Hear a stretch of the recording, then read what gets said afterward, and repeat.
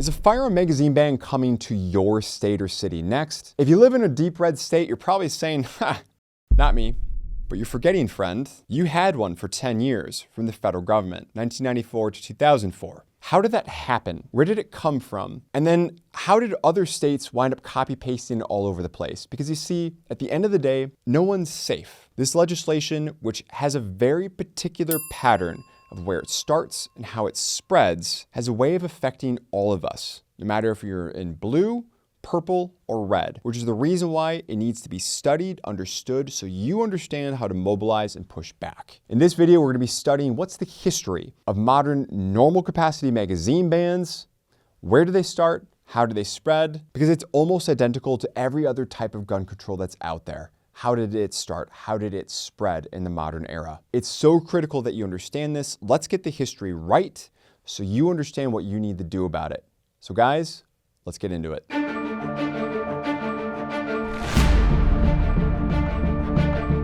If you own any modern firearm, particularly a semi-automatic firearm in America, there's a really good chance that it's shipped from the factory, or if you just go to the store, most of the extra magazines hold somewhere more than 10 rounds, often anywhere from 12 to 30. That's standard capacity. And don't take my word for it. You see, according to an industry survey, there's over 1 billion magazines like this in circulation, detachable magazines, of which about 75% of them, 75%, hold more than 10 rounds. That's the reason why this is not a high capacity magazine.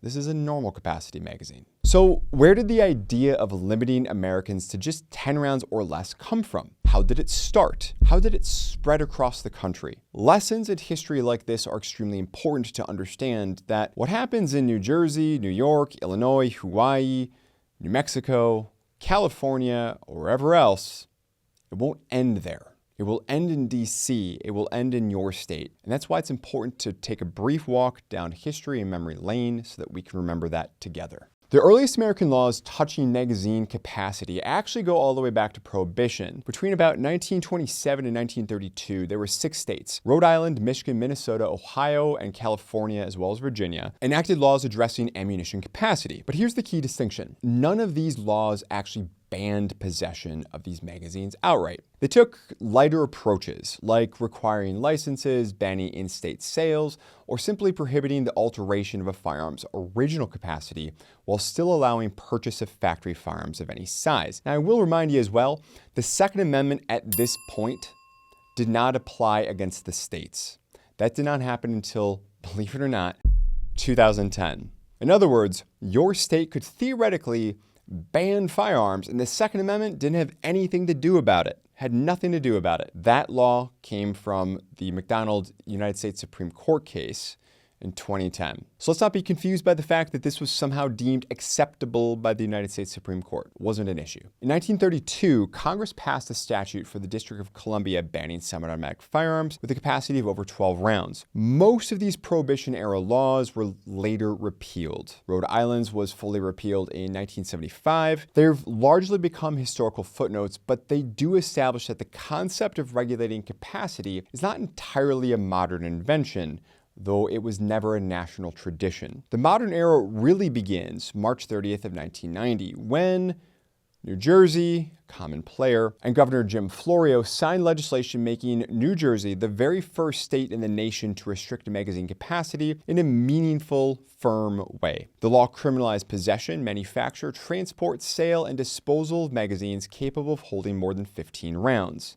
not 10. This was a true possession ban, however, and it took effect immediately, which triggered immediate legal challenges from the Coalition of New Jersey Sportsmen as well as the National Rifle Association, the NRA. New Jersey would later lower that limit from 15 rounds to 10 rounds in 2018. Hawaii followed in 1992, but only for handguns, limiting them to 10 rounds. That made Hawaii the second state with a modern capacity restriction, though its narrow scope made it far less comprehensive than New Jersey's law. But then came the big one, September 13th, 1994. President Bill Clinton signed the Violent Crime Control and Law Enforcement Act, which included the federal assault weapons ban, so-called. This law made it illegal to manufacture or sell ammunition magazines holding more than 10 rounds anywhere in the United States. This is the moment that the 10-round number entered the national consciousness as being some sort of threshold, which it's not, to be clear. And it's worth understanding that the number itself was essentially arbitrary. There is no ballistic, tactical, or data-driven rationale for why 10, that's the desired number, rather than 8 or 12 or 15. It was simply a round number. If you didn't notice this, we have 10 figures, most of us, that represent a significant reduction from standard capacity, which is the point. But once it was codified into federal law, that 10-round figure, well, that became the new default benchmark that virtually every subsequent state ban would copy. The federal ban had two critical features. First, it grandfathered all pre-ban magazines, so anything manufactured before the law's effective date remained perfectly legal to own, buy, sell, transfer, all that. Manufacturers exploited this by ramping up production in the months before the ban took effect, which enabled them to flood the market with freedom magazines that were then grandfathered and remained widely available throughout the ban's entire duration. Second, the law contained a 10-year sunset clause, meaning it would automatically expire unless Congress voted to actually renew it. In 2003, the Center for Disease Control, the CDC, released a study which was unable to show that the ban on either the weapons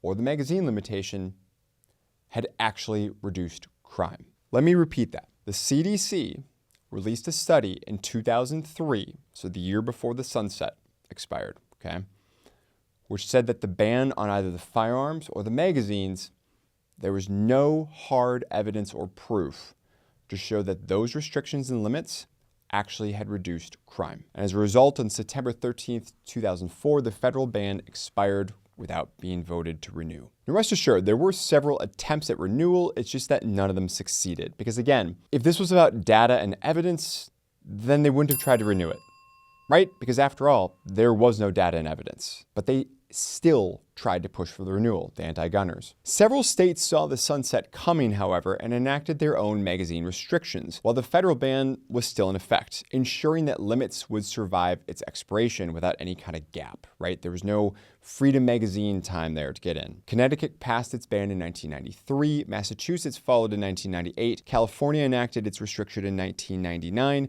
just 3 months after the Columbine massacre, though it initially only banned manufacture, import, and sale, not possession. Californians who already owned larger magazines could keep them. New York passed its own ban in the year 2000. After the federal ban expired in 2004, there was essentially no new state-level activity on magazine bans for about a decade. The political momentum had kind of stalled at this point, and the federal ban's failure to demonstrate clear crime reduction or any evidence for that had kind of blunted at least some of the legislative appetite. That changed on December 14th, 2012, when the tragic massacre of Sandy Hook Elementary School in Newtown, Connecticut killed 26 people. In the months that followed, several states acted rapidly. Never let a good crisis go to waste, as one politician famously said. New York passed the SAFE Act in January of 2013, originally attempting to reduce the limit to just 7 rounds, which would have been the most restrictive in the nation. A federal judge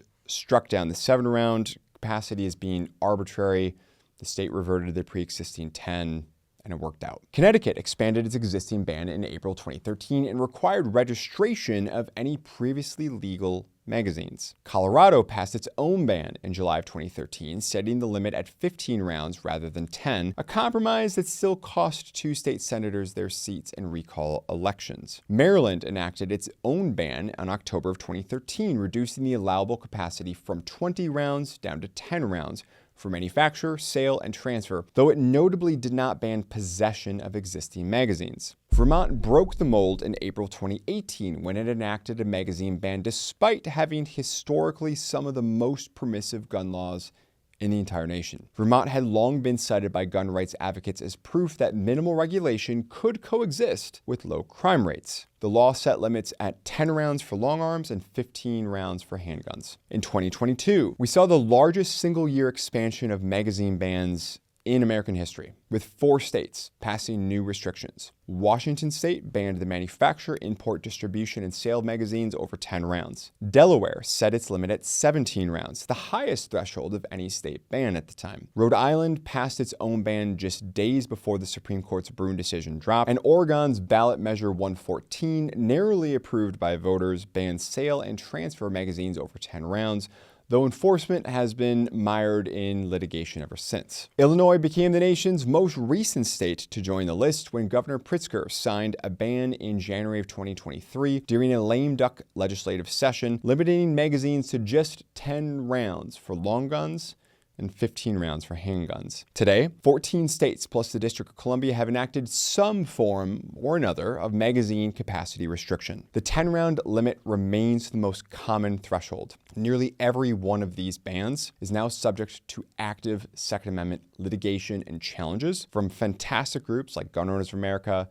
Firearms Policy Coalition, National Association for Gun Rights, and others, following the Supreme Court's 2022 Brune decision, which requires firearms regulations. If you were not aware of this, the Supreme Court has required that firearm regulations, they need to be consistent with the nation's historical tradition of firearm regulation. And firearms, accessories, and so forth that are part of common use, too bad, so sad, it's in. The National Shooting Sports Foundation, as already mentioned, this is very important, has estimated that there are nearly 1 billion with a B magazines. It's actually much higher.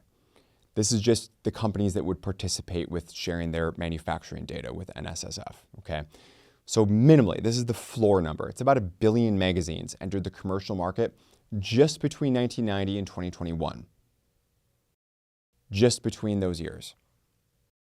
And about 74% of those, so over 700 million, hold more than 10 rounds.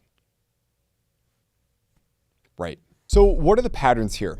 A couple things. One is that magazine bans and really gun bans and gun legislation in general, they spread like wildfire through crisis-driven legislation following high-profile events. This legislation emanates almost exclusively from Democrat-controlled blue states. New Jersey and California were 2 of the pioneers. Another big lesson takeaway from this is that when something gets pushed through DC, we saw here that there's a massive wave then across states of basically copy-pasting that and using it as their own. So what happens in DC is often driven by what happens in California and New Jersey. What happens in DC can absolutely get to your state through national bans, national restrictions. This is why this all matters for voting.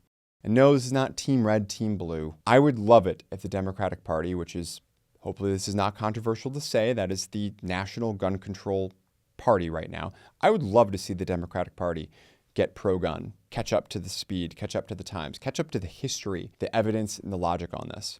And I'd also love to see Republicans actually not lose their spinal cords when they make it the DC or state capitals. They need to be advocating for the Second Amendment, not just pushing back on the pushback. That's not good enough anymore. But what do you think about all this?